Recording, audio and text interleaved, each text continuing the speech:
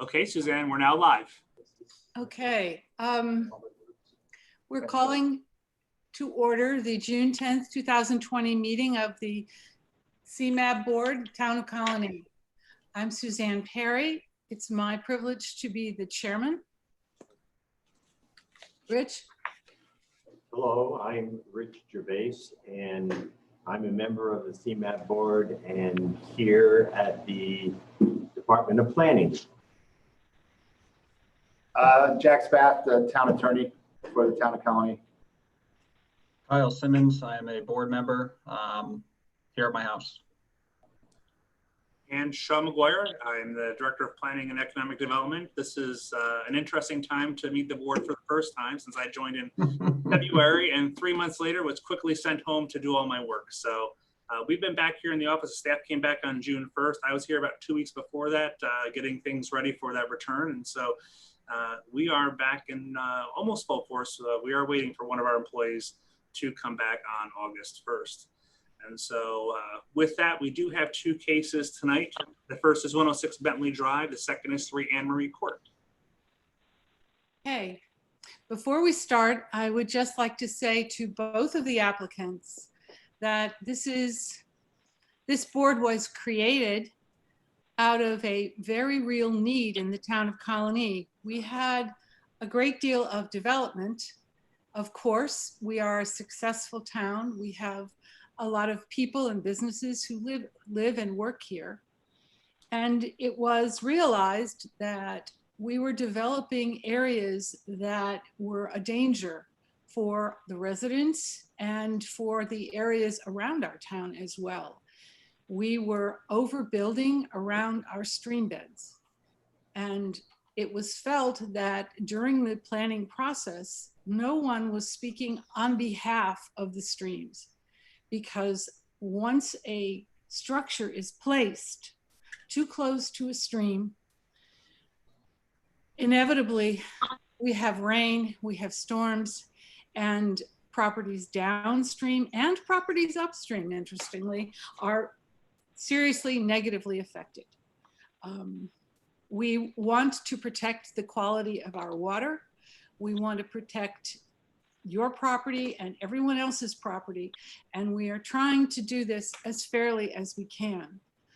We have over the years tightened our rules. There were many instances where it was realized we hadn't been careful enough and we hadn't been strict enough, and as a result, flooding was getting worse and worse every year. If you've lived in the town for 5 years, you know that we've had several very, very serious storms, and we've had significant flooding. We're here to try and protect that. What we want is for people who build very close to a stream to follow the rules, and we want them to do what they can to mitigate the danger that they are creating just by being near the stream. In other words, we don't want you to be putting chemicals storage anywhere near the stream. We don't want you getting rid of all the natural vegetation and replacing it with things that will cause runoff, because runoff is not our friend. So with that in mind as a general start, we're here to try and make everything fine for everybody as much as we can, but we have to understand that we are representing everybody. Not just the applicants, but also the people who live around them. And so in many times, our hands are tied. Our hands are tied in these issues. With that said, we'll start with 106 Bentley. I believe the board has received, thank you, Sean, for sending it again. That was helpful. Because this way it's all on one sheet and we can just go item by item.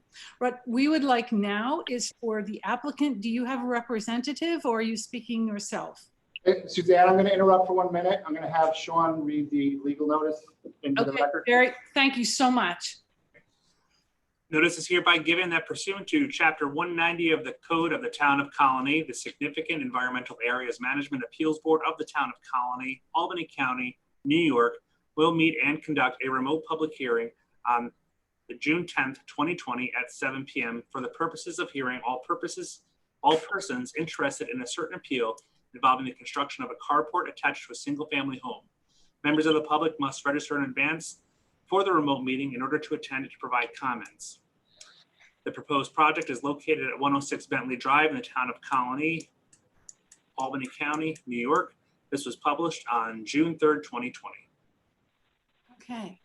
Now, having said that, it is our time to hear from you and have you describe the project and exactly what you want to do. Well, I purchased this home and closed on it at the very end of July of last year. And every home that I looked at, the requirements were that there had to be enough space to either build a attached carport or a garage, or had to house 2 vehicles, one of which included a full-size pickup truck. This house was the only house that I fell in love with. And when I called to find out about a possible variance for being close to the property line, I found out it was on a water course. We asked the owners at that time if they knew about this, and they told us no. This was about a week before I had closed. So what I'd like to do is build an attached carport with helical piers so that there's limited impact on the environment. There would be no excavation, and do a 4-inch crushed stone base. It would essentially be no different than a attached porch that's on the other side of my property that was put in, I believe, in 2000, and is actually closer to the water course. I don't want to build anything bigger than that. I just want something that's going to house my vehicles. I'm inheriting a classic car in the next year or so, and I need the space for both of my vehicles.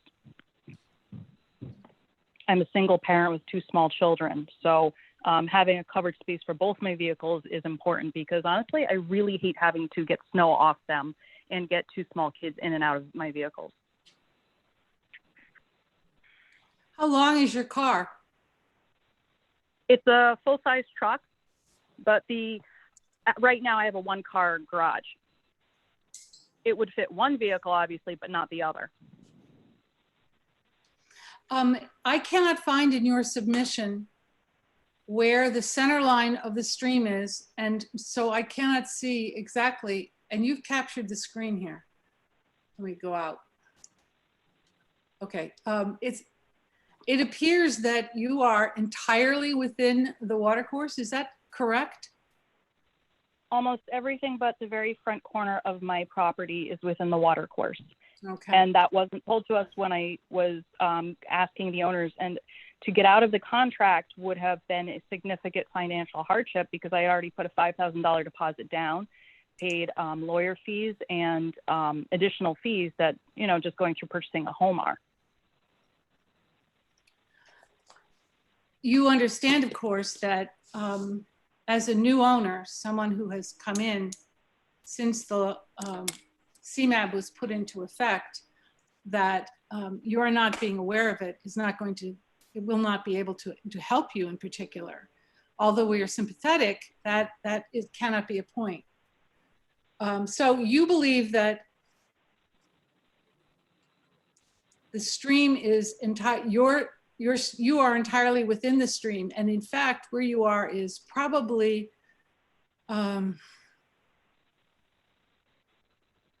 almost entirely. I would say that with you, I would agree that the pilings on that deck are even closer to the stream center, or appear to be. Would you say that? Correct. Okay. I would like to open the discussion to ask other board members if they have any particular questions. I know I do, but I'm eager to hear from them. So if we could start, Rich, I can't.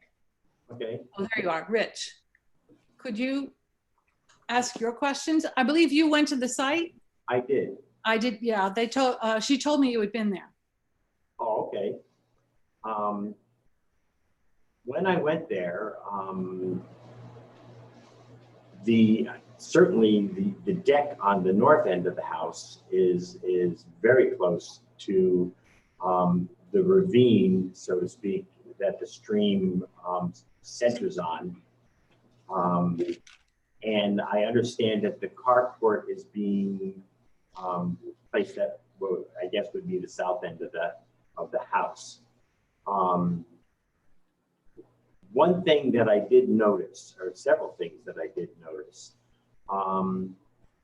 between the end of the house where the carport is and the house that is next down the street from that house, their neighbors, there seems to be, because their property is higher than 106 Bentley, and there seems to be, or was, an attempt to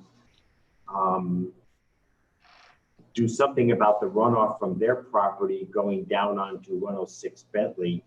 I don't know who put that in there, but there was a piece of what looks like a drainage pipe exposed at the surface that kind of goes about where that cursor was, and it runs down toward the ravine.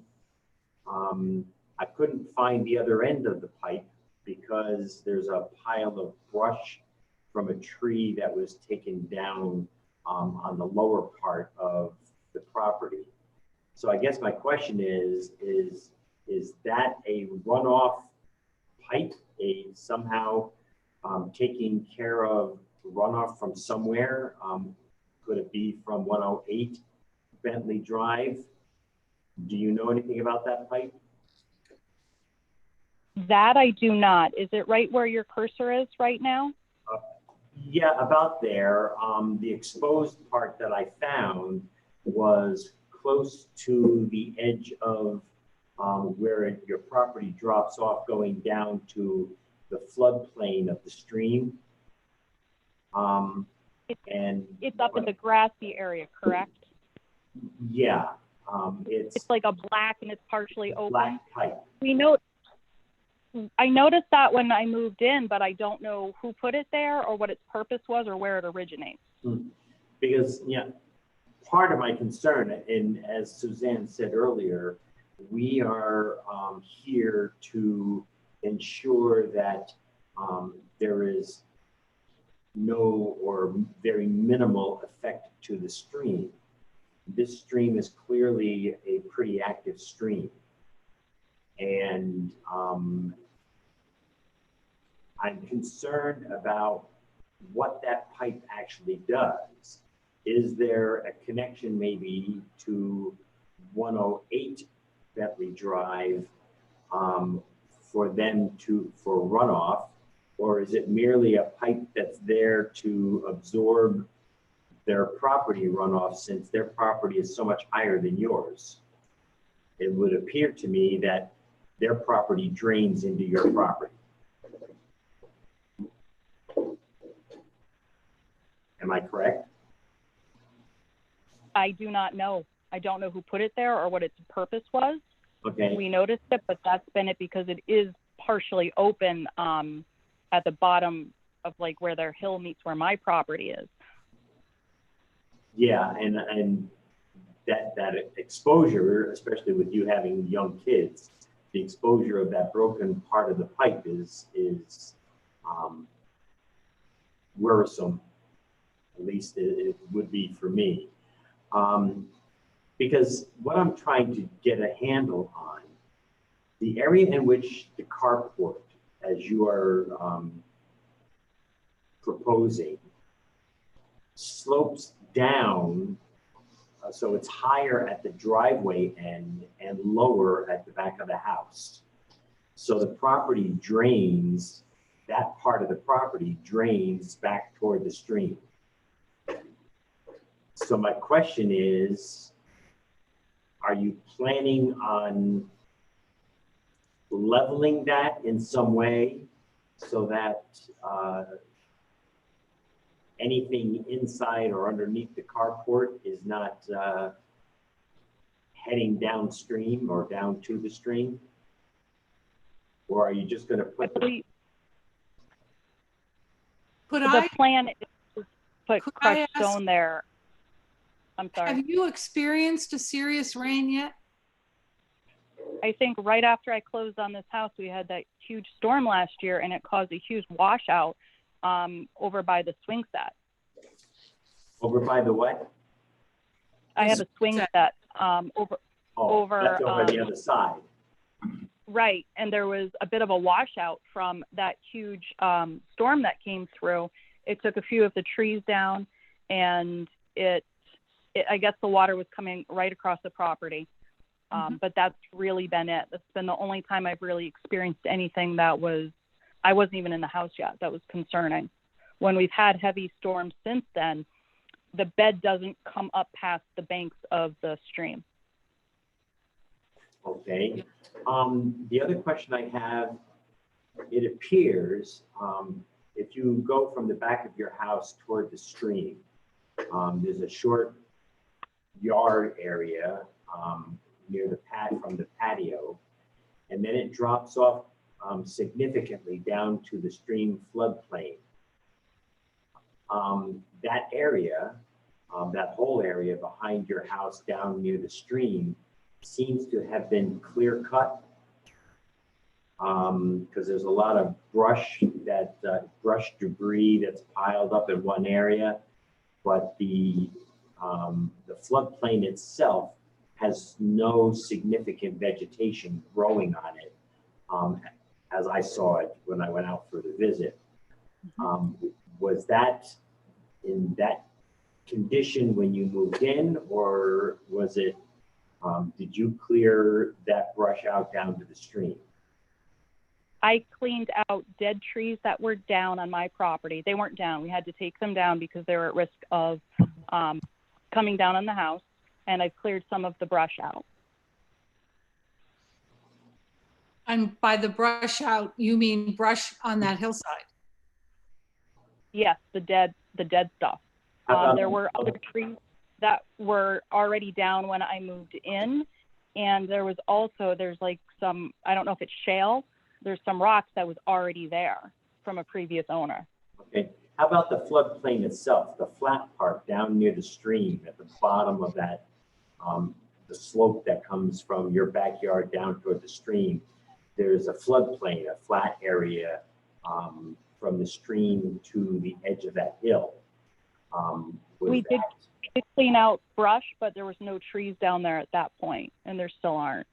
There were some pretty bad pricker bushes and things that I said, you know what, I would like these out because of my kids, because they do want to be down there. Okay. I do question the slope of the property and having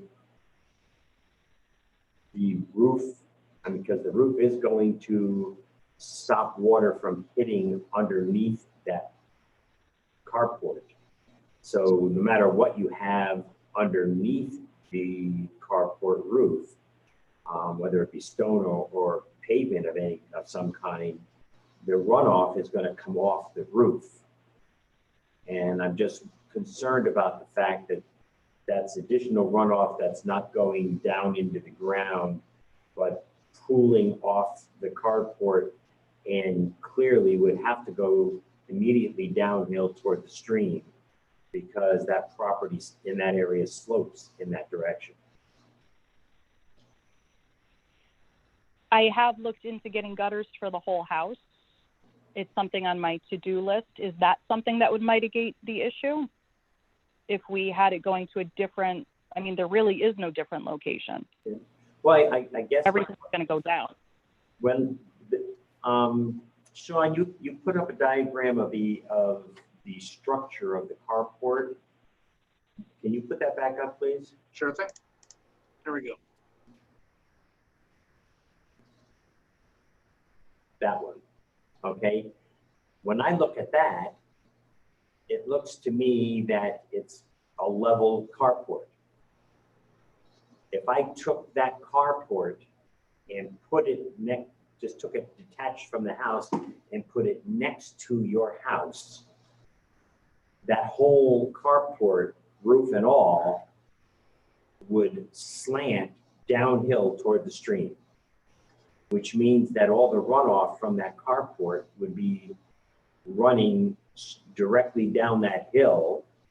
And since the back of the carport goes beyond the back of the house, it's much closer even to that, the hill behind your house going down to the floodplain of the stream. And that concerns me because that could very well increase erosion of that hill even further than it already looks like it has occurred, because there's that pile of brush right there at that intersection. So it looks to me like that hill has been, over the years, been eroding back because the water from 108 Bentley is draining down into a low area at the end of your house, that same end of your property. And that gully is rushing all the water down toward the stream during a rainstorm. That's the way I saw it when I was walking the property.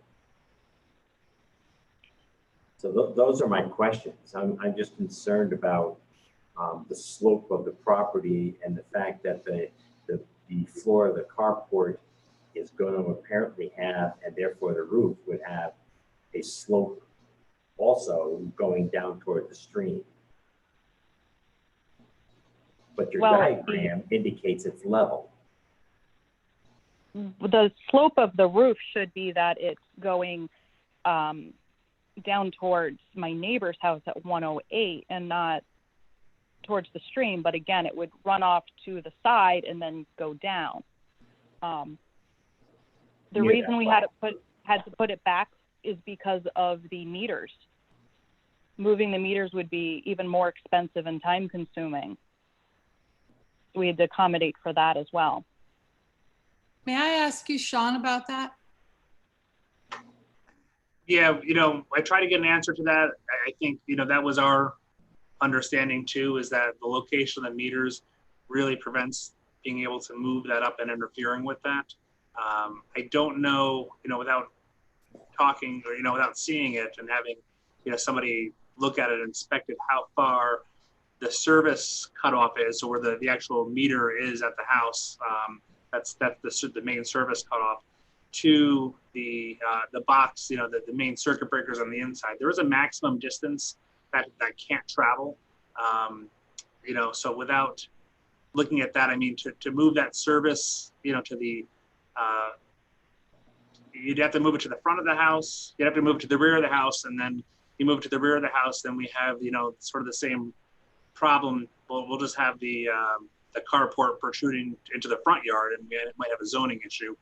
And then we're talking about having to probably have the homeowner make some significant investments in moving electrical service on the interior of the house. I don't know if it's feasible. I have to look at the power lines, again, moving the service to the opposite side of the house, but that even gets more, that gets to be more costly. So, we understood this to be the most feasible option given the current site configuration, the current utility installation, and the deck on the other side. We didn't see there's really a lot of options other than, a significant investment to move that. Is that all, Rich? Yeah, I think I'd like to hear what everybody else might have. Right. Kyle? A couple quick questions for you. You talked a little bit about the carport, obviously, housing the classic car and any other vehicles. Any other materials that you plan on storing in there? Because I know that can be a place that folks would put other things besides the car. Anything else besides the cars that are going to be housed under there? Only a lawnmower and snow blower. That's really it. Okay. Chemicals, gas, anything like that? Only gasoline for, like I said, the snowblower or the lawnmower, and kids' toys, which really, power wheels, bikes, things of that sort. No other chemicals. Sure. And then with the design to the carport itself, and you talked a little bit about this before, but you can just kind of give us a high-level overview. How did you guys decide on that design? Was it a cost perspective? Was it the location? I mean, how did you come up with that particular design? And did you examine any other alternatives prior to choosing that particular option? Well, I had to meet with an architect. When I first found out about the water course, it was suggested that I speak to an architect. So contacted an architect, and after dealing and talking with Joe Lascivito, I'm sorry if I'm saying that incorrectly. Sorry. He guided us through a lot of this, and he went back and forth with the architect that I was talking to, and also with the gentleman I was doing the survey with, so we could get the information that we were told we needed. So really, all I really cared about having was a carport. I wanted it attached because I'd like to be able to go in and out with the kids without really having to go outside at some point. Sure. This was what we said, okay, this is what we seem to be able to possibly be able to do with the helical piers. We had to look at the windows up at the house and also the meters. So I took his professional opinion and went with that and said, you know, I'm not opposed to other things. I don't want it to cost me a fortune, but what is reasonable for my needs? Gotcha. And then one last final question. You talked a little bit about some removing of some trees and some shrubs and some debris towards the stream itself. Have you guys planted any new vegetation down there, or has it mostly been just clearing stuff out? So far, we've only cleared some things out. I would like to put up perhaps some other trees down there, but I see it's overrun with a lot of vines that look like they're going to pull more trees down. Gotcha. So I need to see what's reasonable to put there. I do have a lot of deer back there, and I love it. I have a piebald, and she had a fawn, and it's amazing. I see turkeys. So I really enjoy that part of it. So I need to make sure whatever I put back there is not invasive and is going to be good for the area. Well, yeah, and and same that kind with of, the, sure, and that kind of dovetailed into my next question. Have you done any research on the appropriate, vegetation to plant? Not yet. I'm not at that point financially. I do know that I need something that's going to help with the drop off, to help with soil retention. So I'd like to look into that a little further, but I'm just not at the point where I'm ready to do it. Okay. Because Susan, a lot I'm of all that happened in the last couple months. Perfect. Thank you. From our side here in the office, I have talked to the Conservation Advisory Council about developing some sort of guide so that homeowners like this that are interested in doing some plantings are planting things that are appropriate for the environment. And cooperative extension is very helpful as well. They Well, have, they do have a guide, a non-invasive species guide that they've developed. and they have, every spring they have trees for free through Colonie, through the Conservation Council. That's good to know. Yeah. It just passed a couple weeks On ago. Arbor Day, right. I have a couple more questions. And as you know, we are all about keeping the water, keeping runoff down. We want runoff to be at a minimum. We want all of the rainwater to be going into the soil and then gradually going into the stream. And you, having lived through one big storm, can certainly understand why. Because the more water that runs off quickly into the stream, it is the ruination of all of the vegetation in the stream, and it will destroy the properties on all sides. So you have, I have many of the same issues that everyone else on the board has. For me, the carport is not in a good position because it is adding to the danger of at the rear of the property. So I would suggest that your carport should not go beyond the back of the house line. You have it extending well beyond that. And I think that is quite unnecessary. If you want to extend it to the front of the house, you can work that out with your electrician. But I see no reason why you should run it beyond the back of the house.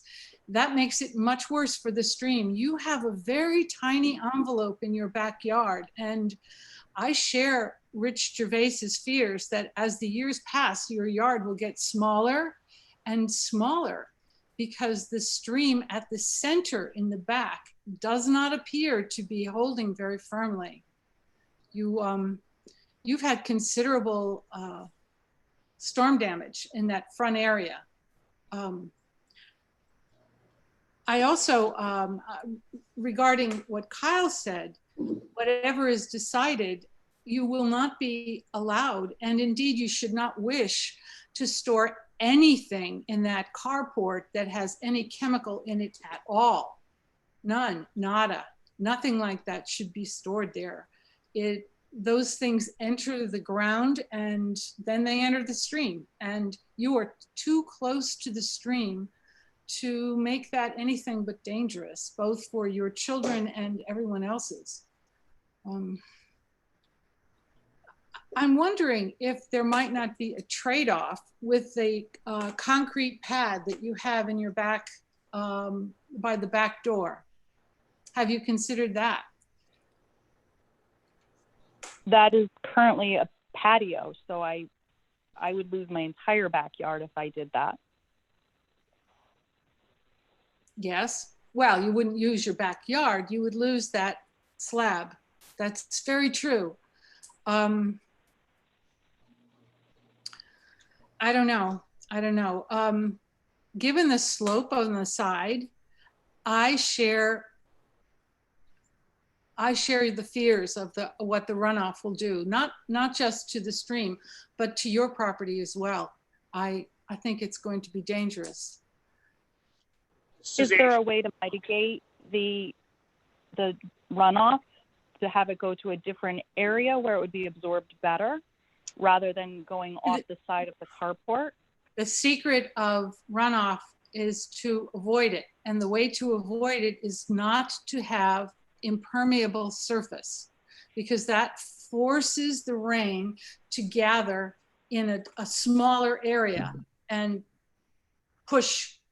run right off and not be absorbed into the grass. That's why, although it looks insignificant, that little area on the side of your property is very valuable to your property because it is absorbing the rainwater.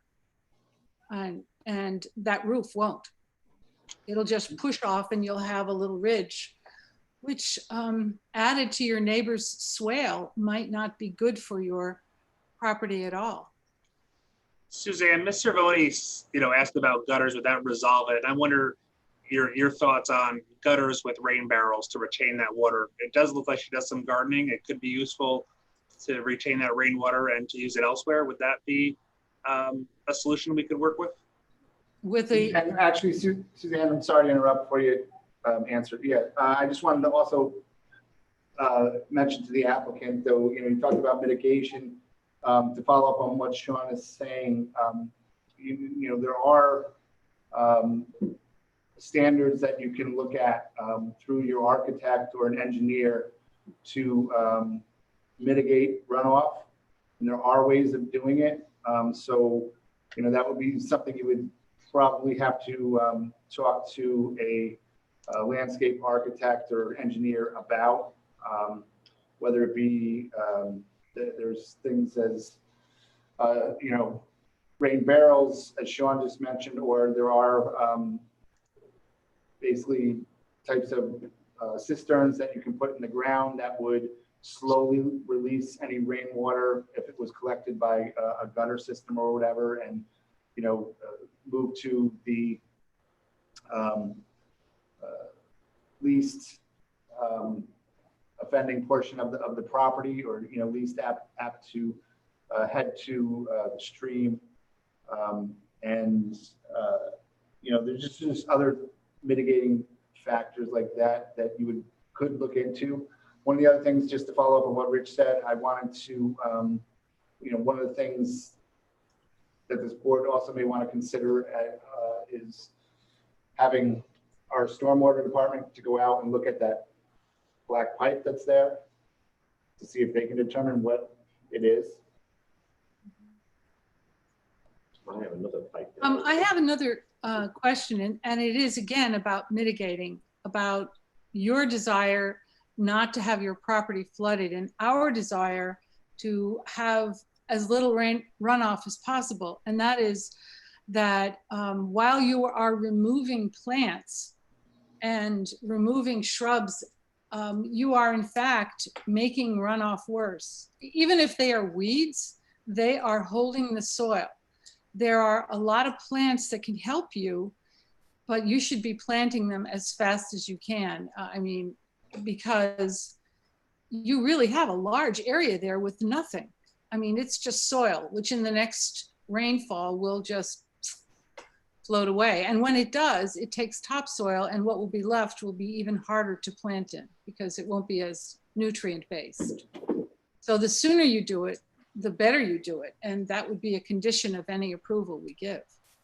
Although, I mean, moving into the hot summer, that's not so easy for you, but we can hope for a rainy summer, I suppose. But you would have to do something because you have potentially you have a real problem there. And I certainly wouldn't want you to lose any more of your backyard. Suzanne and Sean, or Kyle, could I kind of float something here?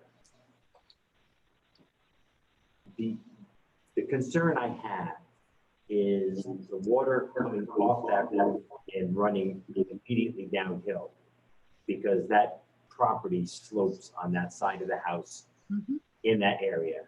I agree with you, Suzanne, that that area where that black pipe goes, at the end of where the property slopes down to the floodplain of the stream in the back there, you know, it's clear to me that that property or that piece of land has already been, yeah, there's the pipe with the hole in it. Okay. And that pipe goes, if as you're looking at the pipe, it goes pretty much straight down. There's a bunch of brush there that makes it hard to find where that pipe empties. However, back about where the cursor used to be, bring that picture back up again. Okay, the property, you can see where the top of the ravine starts. If looking at that picture where the cursor is, there's already erosion happening there. Part of that, I think, is because perhaps that pipe is bringing water from somewhere and dumping it over the side of that hill. My concern is that we don't need to add more water pouring into that at a faster rate. So my thought would be that perhaps the carport floor needs to be more level, using whatever porous material you're going to use, a crusher run or whatever it might be underneath the carport, and perhaps guttering the side of the carport so the water is brought back toward the front of the property instead of pouring off the back directly to that area that would dump down to the stream. Interesting. That would be a mitigation that I think might be, at least it gives it more chance for the water to seep into the ground instead of running right down that bank into the stream. And given the fact that the carport is going to be, the back of the carport may potentially be very, very close to that hill, I certainly wouldn't want to see the carport going down over the hill because the ground is eroding underneath it because of the water running off the carport and down that way. So perhaps maybe it could be the runoff water from the carport could be brought toward the front, toward the driveway to the south side of the driveway on the lawn there. And maybe a nice little water garden or something built there. I was going to suggest that too, is that I think, you know, if you're willing to consider mitigation in the form of, at a minimum, a rain barrel, but we'd also work with Ms. Cervoni to get her some literature on how to possibly consider a rain garden that may actually enhance her property in terms of aesthetic and value. That would be my suggestion here as staff. And we actually have one at the Yeah, public right here at the operations center. building. Yeah, Right, yes, we have one right here. We have one right outside. Yep. I'd be I'll more, have to look at it because I'm open to that. I would be more comfortable with that if it did not have to be, if the run did not have to be 24 feet long. I think considering that it will be taking the runoff from the roof above as well, that might overwhelm it on a very regular basis. So that's another argument, I think, for making it end at the back of the house.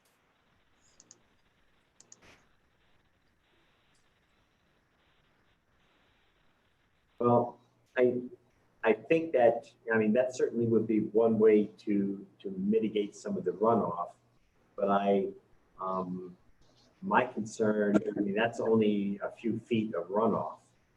We still have the other 20 feet of runoff coming down into that sensitive area of the properties between hers and 108. So I truly think Well, I don't piping know. that water out toward the front of the house to force it away from the stream for a longer period of time would have a more significant effect on mitigating the potential for serious and abrupt runoff. You're talking about the pipe. Well, I'm not even talking about that pipe because I have no other idea where that pipe goes. But you know, if you have a gutter that runs along the carport toward the front of the house, and the water runs off to the lawn side away from the driveway, the downspout directs the water that way into a nice little water garden area that would slow the water down so that it wouldn't be almost immediately running off the end of that carport and running down that hill. I mean, I certainly would be concerned about how close the back of my house is to that hill already. I wouldn't want to cause additional erosion. I would want to find a way to decrease the erosion. And we have done those gardens, we've requested those gardens in the past. And if they are undertaken seriously, they're very effective. So if there's no other questions, I would suggest that we move to open the public hearing. I don't know if there's anybody on. I don't believe there is any public, is there? But we still need to open the public hearing and request a comment from the public. And if none, we'll close the public hearing. Okay. Having no questions from the public. Oh, did you open the public hearing? I'm sorry, I didn't hear Suzanne. All right, I open this to questions from the public. I'm sorry, I'm lacking in process here. We do not have anybody from the public register to speak at this time. Okay. Then I will respectfully close the public hearing and we will move to a decision. No, you entertain motions regarding this. And with respect to motions, just so the applicant is aware, there can be, they can vote to, approve the application, deny the application. They can also move to table the application for further review if they want to make suggestions for changes or mitigation, and revisit the application at the next meeting or whenever those changes are provided. Well, I would like to ask Kyle and Richard, what are your thoughts? Well, I'm willing to put forth a motion. I would like to move that the carport be approved. You know, I have, as you know, Suzanne, I've had for all these years I've been on this board a problem with the fact that purchasers purchase property in good faith, and there's no requirement for previous owners to give vital information to individuals, such as this owner, about the ability to add additional structure on the property. And so I am prone to, that's why I'm moving to allow for the carport with the caveats that the floor of the carport needs to be leveled, and that a guttering system for the carport must be added to carry the water toward the front of the house and emptied into a small basin of some sort. So it could be a water garden, so that the water is not allowed to rush toward the stream, but would be more likely to seep into the ground. So that would be my motion. Is there a second? All right. Is there a second? I'll second that, Suzanne. I agree with Rich wholeheartedly. I mean, I'm certainly sympathetic to the fact that she's looking to add the structure. I think if there's those small changes that can be made, I have no problem with that at all. Okay, I will state that. Well, hang on. There's a motion and a second. And so now there needs to be a vote. Now we're having, no, first we have discussion. No, we had discussion. There was a motion and there was a second. Now No, there's I go on Robert's rules. We've had a motion. We've we had had a second. Now we take a second, vote. but when it comes we to are not going to. Suzanne, when it comes to your time to take a vote, you were able to speak. But now there's a motion and a second. Once that is done, we take a vote. Now, you know, so that's what we need to do. So I would ask Sean to take a roll call vote. I just said, if I could, There are certain conditions that will be automatically added, but the applicant has a right to know them before we vote. I'd like to restate the motion so that I understand the motion as written. Thank you. Thank you. The motion is to approve the carport with the following requirements. 1, the floor of the carport is level to prevent runoff to the rear of the property. 2, a guttering system will be added to the carport to carry water to the front of the house and into a basin as to not allow water to run off directly into the stream. 3, You know what? there will be no chemicals there will be no chemicals within the carport at any time stored. I mean, I'm sure Rich would, this is something that's always added. There's no chemical storage within the SEAMAB area.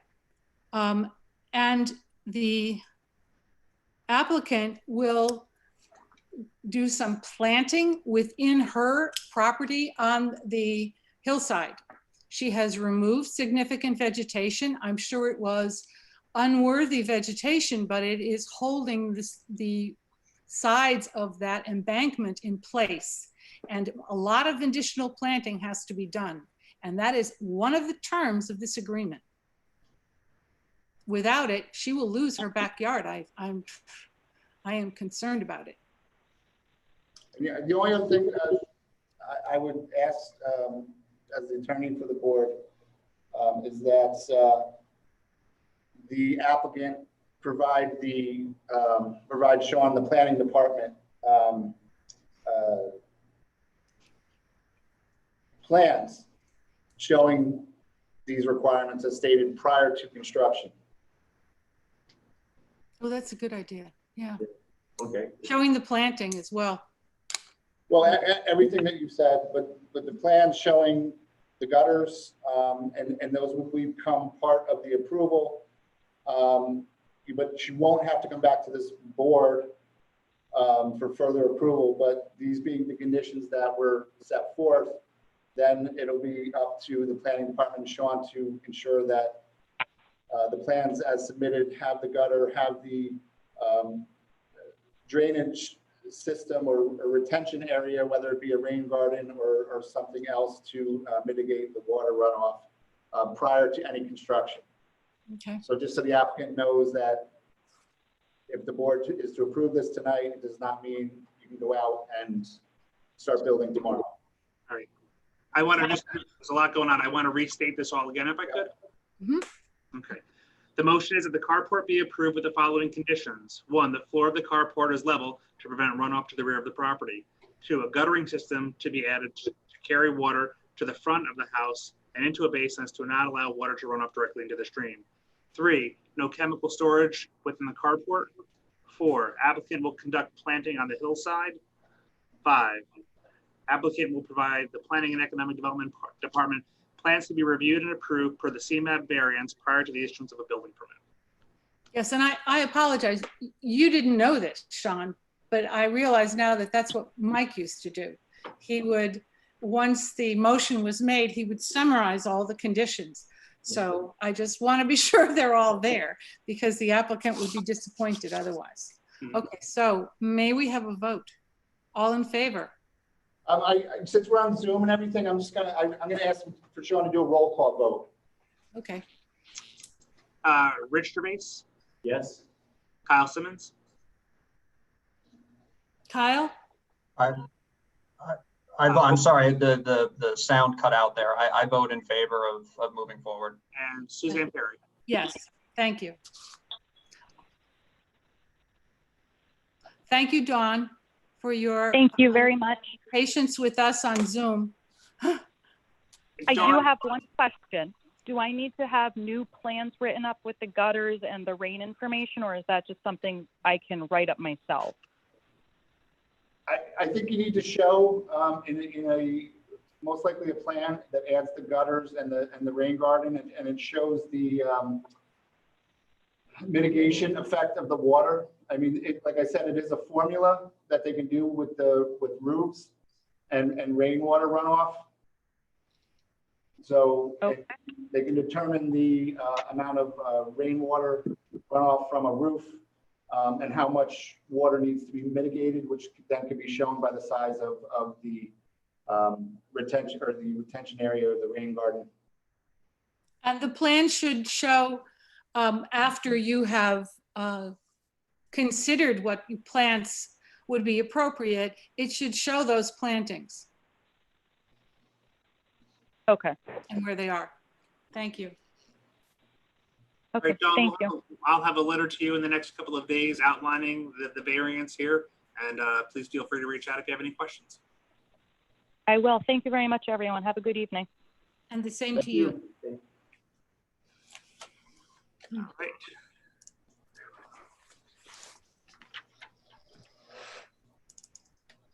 Our next case is 3 Anne Marie Court, and I will read the notice. The notice was published on June 3rd, 2020. Notice is hereby given that pursuant to Chapter 190 of the Code of the Town of Colonie, the Significant Environmental Areas Management Appeals Board of the Town of Colonie, Albany County, New York, will meet and conduct a remote public hearing on June 10th, 2020 at 7 p.m. for the purposes of hearing all persons interested in a certain appeal involving the construction of a pool. Members of the public must register in advance for the remote meeting in order to attend and provide comments. The proposed project is located at 3 Anne Marie Court in the Town of Colonie, Albany County, New York.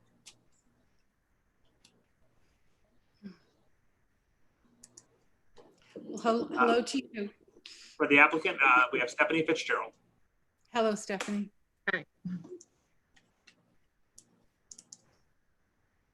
would you care to discuss your project? Sure. So we would like to construct an above ground pool in our backyard. I am a speech pathologist for North Colony, and so I have summers off. And so what better than to be able to have a pool in my backyard? We are looking to just simply do a 24-inch round, 24-inch, that would be really small, sorry. 24-foot round pool above ground in the backyard. The actual area where it's going to be is pretty much directly behind the deck that's already attached to my house. It is, for the most part, relatively level, so there will be minimal disturbance that will have to happen beyond a few inches down for, I believe, a sand kind of layer for the bottom of the pool. And then just the pool constructed there. We don't foresee any kind of discharge coming from the pool or runoff going into the stream at all in the back. There'd be very minimal disturbance to the area that's all green grass is where the pool would be going above ground. We would not be housing any chemicals in the back towards the stream. We would be keeping them in large cabinets that are up on the walls in my garage. If we were to need to winterize the pool, what we would plan on doing is hooking up a hose and running it towards the front of the house, the front of the property, and letting it naturally seep into the ground that way, which would happen once a year. And I think that's it, but this is my first time doing this, obviously, so I don't know if you need any other information. Both houses on both sides of me have pools. The home at 5 Anne-Marie Court has a 27-foot above ground pool. And the house to the right of me at 16 Delta Boulevard has a very large in-ground pool that has a retaining wall and backfill. So we're not looking to do anything like that, obviously. We're just, if they're in the same kind of scope area of the back when you go from one backyard to another. But that's all that we're looking to do. All right. Rich? You call me? Yes, I'm sorry. Yeah, I also walked this property. The backyard of this property seemed very level, you know, for a lot of backyards. The stream is a small, just a feeder tributary to the actual larger stream. This house is at the other side of the area that we discussed for the ACO business up on where the Starlight Theater used to be. So the swamp behind that is the same area, the wetlands that is behind this house. In this picture, you can see not only with the house at 5, which is the house below it with the blue pool off there, not only do they have a deck and a boat or a bathhouse, like a sunroom, and the pool, and that's all within the same 100-foot buffer zone. And if you look at the house at 16 Delta, that whole area where you see the little, almost looks like a Mickey Mouse head, swimming pool, that has a 3-foot concrete walkway all the way around the pool.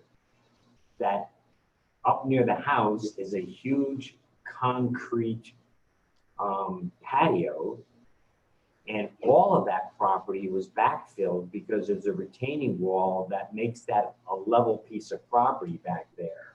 So there was some significant change done there.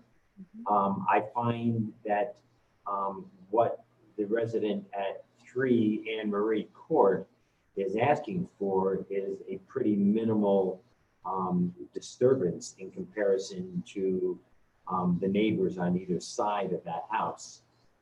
I think that the fact that she says that even during the winterizing process, that they would be sure to discharge the water toward the front of the house so that the water can seep into the ground up there instead of rushing it back toward the stream and the wetlands immediately. That's, I think, an effort to mitigate that. The area where the pool is going is probably the only part of the yard that would be appropriate for that, given the fact that on the other end of the property, where there might be a pool, has a huge willow tree right on the corner of the property. So I think that this resident has tried to address as much as possible the issues that might result from putting a 24-foot pool off their deck. Kyle? Excuse me, Kyle? You're on mute. I mute it with the kids. I don't, you know, you never know when they're going to jump in and start.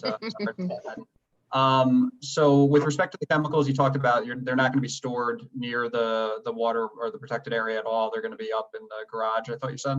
Yes. Gotcha. And then any other development around the pool that you guys plan? I mean, is there going to be any other sort of decorative stone or anything? We'll use your neighbor's house sort of as an example. I mean, I think you said you were building it off of the deck, but is there any desire or thought of adding additional structure back there? So in the meantime of just now, we would probably put maybe 6 to 12 inches of stone around the outside of the pool, just as a, you know, a buffer to being around the base of the pool. We're not doing anything to the deck right now whatsoever. In the future, we would like to be able to replace the deck that's there because it's in pretty bad shape. I think Susan and Rich could probably attest to the fact that not that great.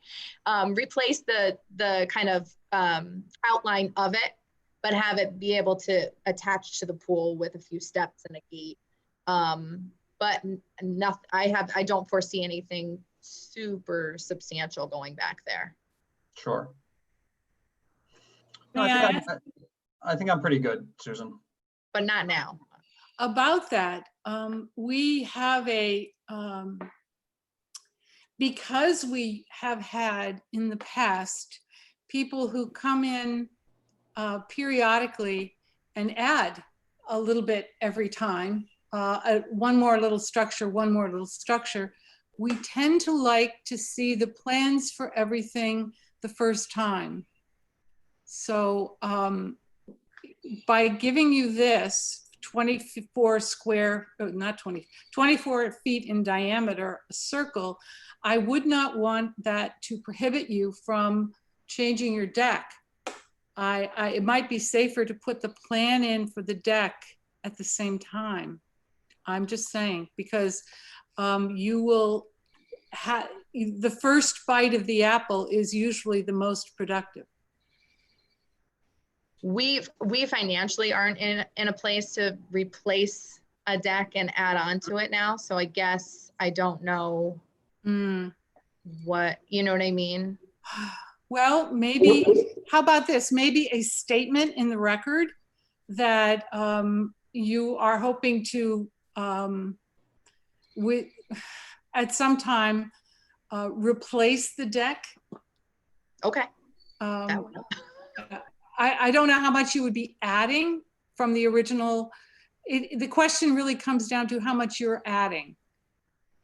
In other words, what additional impervious surface are you adding in your next application? If it's just a deck, it might just be the pilings. Right. So with that caveat. And just so, I mean, the applicant's aware, I mean, you are able to replace the existing deck as long as you don't increase its size, right? So if the deck falls apart, it was there, you're able to replace it. Yes, as for we a can. light deck of a similar size and dimension. Increasing it, that would Yeah. be another application. Correct. Right. I feel like we probably would have to wait another year for that because we're not in that place right now. And the deck as it stands, the size of it now is 12 by 12. So it's not that large to begin with. So if we moved the pool closer so that it would jut up to it, I just don't feel like it wouldn't make me comfortable. I have a 3-year-old and a 7-year-old. I feel like I need some kind of obviously steps and a gate before I would get into the, you know what I mean? To get into the pool. Right. But you understand what we're saying? That that would be your second application for a variance. And it will be harder as a result. Suzanne, can I ask kind of, I guess, the applicant as well as you, if there was to, the intent to, as once the children are old enough to be more responsible, perhaps, to connect the deck with a small wooden or a deck of some size, whatever size you want to put forward, to the deck, connect the two, then would that be a way to address that issue? So, I mean, I'm going to interrupt you, Rich. No. no. I mean, this is a variance board, so we actually need concrete plans and see what the applicant is asking for in advance of voting on it. So we can't be voting on All right. what's So- or ifs. right, So okay. we need plans. So in this case, it would appear that this applicant would not be coming forth with plans for a deck that they have no plans to build at this time. So we can't ask them to do that. But I think that's what Suzanne said. Right. So I if think they come back, it'll be a separate consideration, Right. and it may be more difficult. I'm just saying that. Yeah. And, okay. Which is consistent with what this board has always done. Yeah. So So- I will say this, that our intent in doing that is to avoid those circumstances where people are just coming back repeatedly, and you may make a very fine case, but you will have a more difficult time. I'm just saying. I guess, You know, this property, from my point of view, whenever I go there and look at that snowplow dead end at the bottom of Delta Boulevard, it's so much bigger than anything the homeowners are doing. And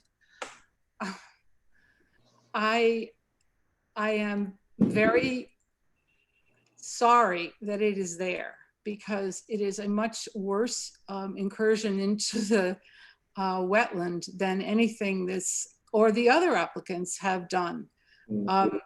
May I ask, I know that you have mowed to the envelope of your property, and it's nice and sunny. Have you given any thought to any plantings between you and the wetland? It's wetland there, and yet it's all been grass. Have you considered the possibility of a shrub border, which would be plants that are appropriate for stream or for wet areas? Because you have a wet area. that would be my concern, is that I'm not quite sure what would live back there because it does get so wet. Well, there are a lot of plants I'm that not love opposed to that it. and would do really, really well.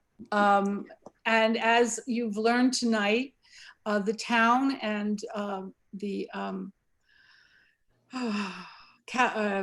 Cooperative Extension, they all have programs and pamphlets and ideas. Okay. But there are a lot of things that would grow along the edge of your property and give you nothing but beautification.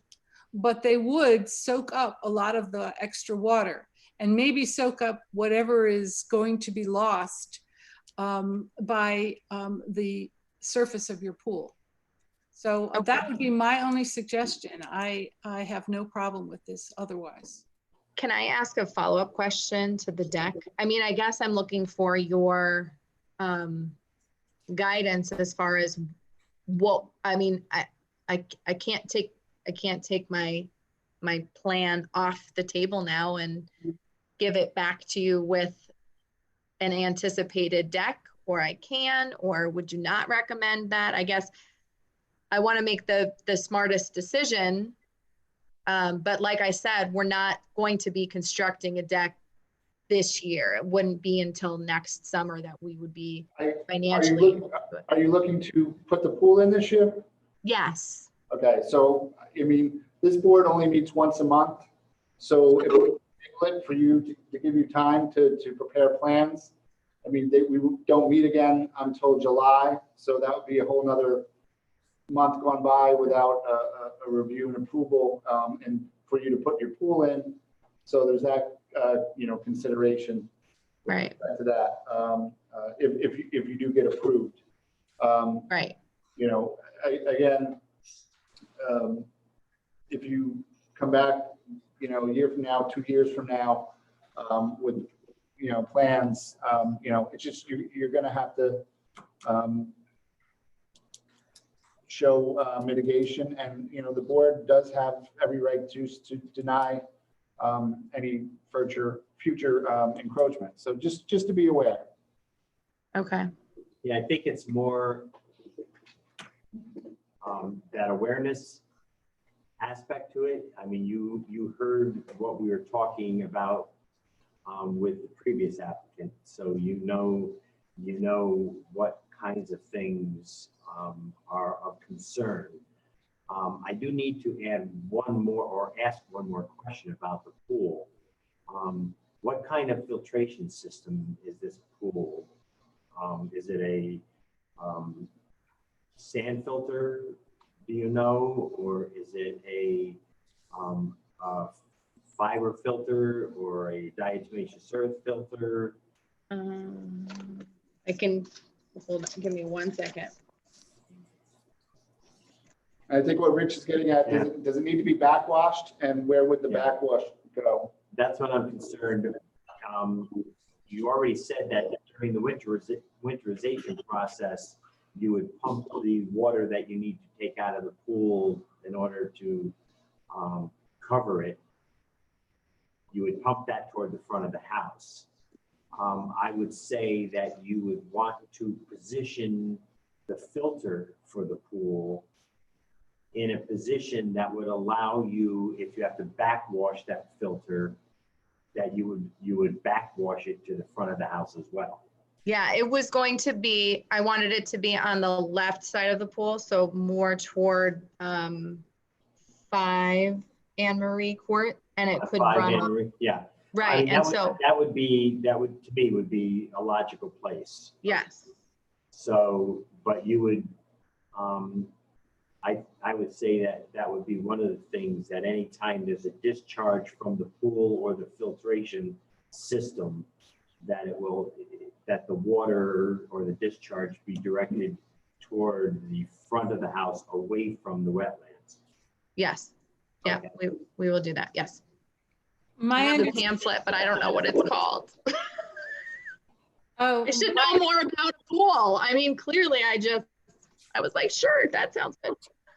My understanding is that the filter, all the things that go with the pool are in the basement. Isn't that what you said? In the chemicals. Yes. Yes. Chemicals in the garage. Yeah. Okay. In the cabinets. Mm-hmm. Okay. All right. Okay. Well, I would say that when you come back for the when you come back for the deck, the quality of the plantings you have put along the border will help. Of the deck. That's right.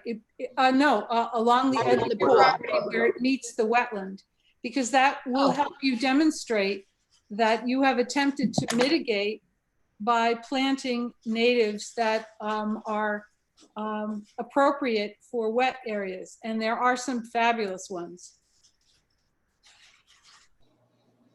I Again, love planting, if you couldn't tell by my front garden, so my husband will be very happy with this.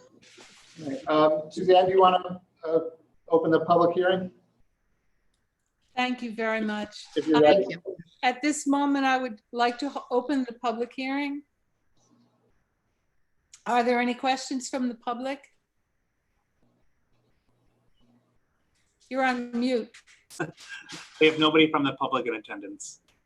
I'm closing the public hearing.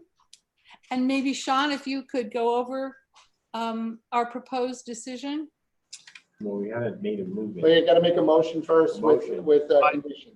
Usually, now this is the way that I would like this to run, because Sean has been taking the notes, as I understand it. Is that correct? Right, right. So you've sort of jotted down the various items that we consider important elements of any kind of variance. Is that correct? Okay. That's right. If you would just, before we vote, if you would just run that down, and then we will make a motion based on it. All right. That's fine. Okay. So I have my notes here say that the 24-foot round above ground pool would be approved with the following conditions: that the pool shall be no closer than 33 feet from the rear of the property, no chemical storage within the protected water course, except that pool chemicals may be stored within the existing garage, and 3, any water discharge from the pool shall be conveyed to the front of the house away from the protected water course. And plantings will be placed, appropriate wetland plantings will be placed along the boundary that meets the watershed, the back boundary of the property.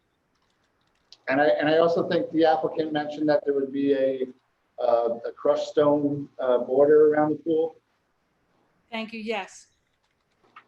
I'm not sure what was the distance of that? I don't know. She said 6 inches? 12 inches. Okay. 6 to 12. All right. 12. Okay, I'm sorry. Say that one more time. I was typing the wetlands plantings note.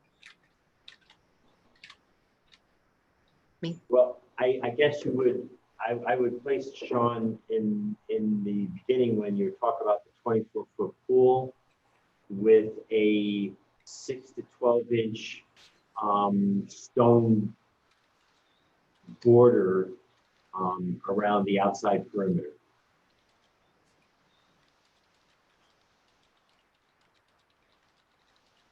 Can I ask a question, or do I need to wait until? No, you're I'm good. welcome. When do you want the plantings done by? Like, is that conditionary or? I want you to, when? we would love to see them live. So now we are going for July. We're early in June. I would go to Cooperative Extension and ask them, because it may be that they would be better planted in the fall. Okay. It depends on how wet a summer we have. Although it's wet back there, I really think you could put Ilex verticillata back there and it would live. I don't know what Richard. You're gonna have to email that spelling to me, because Well, everyone knows that plant in the wetland world. okay. All right, let me restate the summary again then. The 24-foot round above ground pool is approved with the following conditions. The pool shall be, number 1, the pool shall be no closer than 33 feet from the rear of the property. Number 2, a stone border of 6 inches to 12 inches shall be installed around the perimeter of the pool. 3, no chemical storage within the protected water course, except that pool chemicals may be stored within the existing garage. 4, any water discharge from the pool shall be conveyed to the front of the house away from the protected water course. And 5, appropriate wetland plantings will be placed at the rear of the property where the wetlands meet the property line by October 31st, 2020. Yeah. And that way, if it's not the right time to plant them now, she'll have through the fall to get that done. Absolutely. We want to make this easy for you. These plants will live. Okay. So will someone make a motion? Okay, I make a motion that we approve the installation of a 24-foot diameter above ground swimming pool with a You can just say with the conditions that. with the Sean- conditions Yeah. as addressed or cited by Sean, those conditions. And I'm gonna just leave it at that. Okay, Sean, will you, Sean, excuse me, Kyle, will you second it? I second the motion. All right, then roll call for the vote. Rich, Yes, Carrie votes yes. Kyle Suzanne, votes yes. Kyle. Yes. The ayes have it. Thank you very much. And Thank good you luck very with your much. pool. Thank you very much. May you be enjoy your pool. cool and comfortable all summer. Thank you. And I hope for not a wet summer. There you go.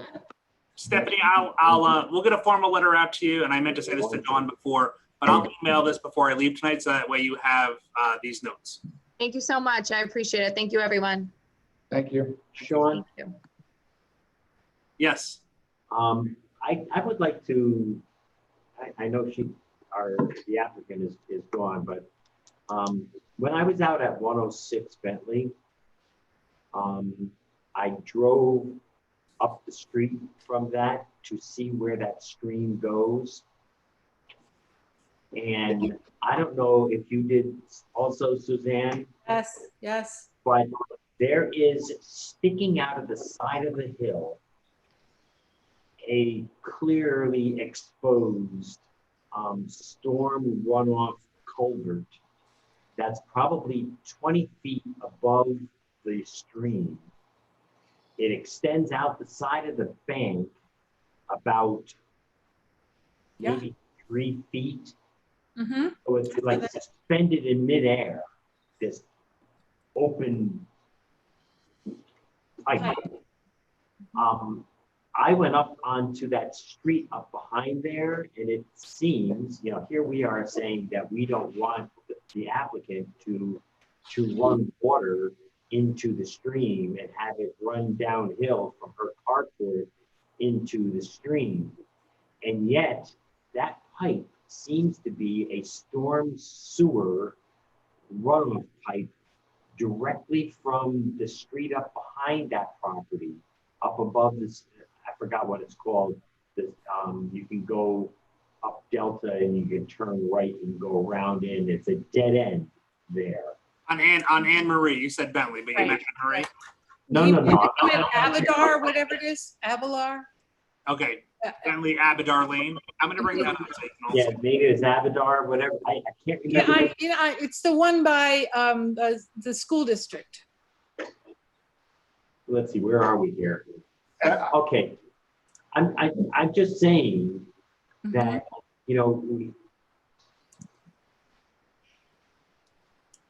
let's see. Okay, in this picture, let's see, where is Bentley? Or This is Bentley right here. this Bentley? Okay, Here's the you see street. that dead end up to the right? This one? Yeah. Yep. Okay, there are 2 storm sewer drainage areas in that circle. Okay. And there is a pipe that sticks out into that, like, it must be a waterfall at during storm. Yes. And it just is exposed up there. And clearly, the only place I can think that pipe is coming from is that cul-de-sac or that turnaround up above it. And, I feel a tad bit kind of exposed when we teleport a person that they can't put a carport unless they gutter the water runoff from her little carport away from the stream, and yet we have this gaping culvert that clearly is probably dumping storm sewer or the storm drainage from that cul-de-sac directly into the stream from a 20-foot waterfall. It just, you know, I mean, I don't know if there's anything we could do about that, but I can't believe that that pipe is just sticking out of the cliff like that. It looked to me as though it hadn't always just been sticking out, that it made Oh, the probably area not, around it had because I'm eroded. sure that if all that rain, if that's coming from that cul-de-sac, where I think it's coming from, all that rain coming down that street, going down those storm sewers, that must have a heck of a gusher coming out the other end, Mhm. hitting that stream and eroding the stream, the hillside. I must say, I think that property at 106, that looked really scary to me. That bank did not look entirely stable. Well, I agree with you, but here we are now upstream from her. Mhm. There is What I can do is I can I think contact, it's a good 24-inch pipe. I can sticking out of the contact, side I of the can hill. contact John Desillo. He will know what it is and whether or not it comes from that neighborhood, because he's the head of stormwater. Yeah, So I can get an answer to you as to what it is and whether I it would should like be there or to whatever. know, because it is, and it clearly, as Suzanne indicated, it looks to me like the end of it used to be a whole lot closer to the bank than it is now, which means that that could very well be causing a whole lot more erosion than a little 24-foot carport would. And I felt a little bit, I don't know, here I am telling her to do something and the town has got this huge pipe sticking out of the ground. That's sort of how I felt about Delta Boulevard with that turnaround. That turnaround is so Lululemon, excessive. It's just staggering. Yeah. Well, I cannot believe that 16 Delta Boulevard got approval for that huge pool and the concrete decking and everything else. I gotta tell you, I remember that. He got it by coming back like so many times, I can't tell you. Yeah. He just wore the board to death. Or the board down, huh? He did. Because that is a huge, I mean, that is entirely in the water course. Yes, well, I'm look at gonna that make, I turnaround. didn't interrupt. I'm gonna ask that you make a motion to Oh. close the meeting though, Yeah. because Oh, yeah. these are really discussions that we Okay. shouldn't be having on the record.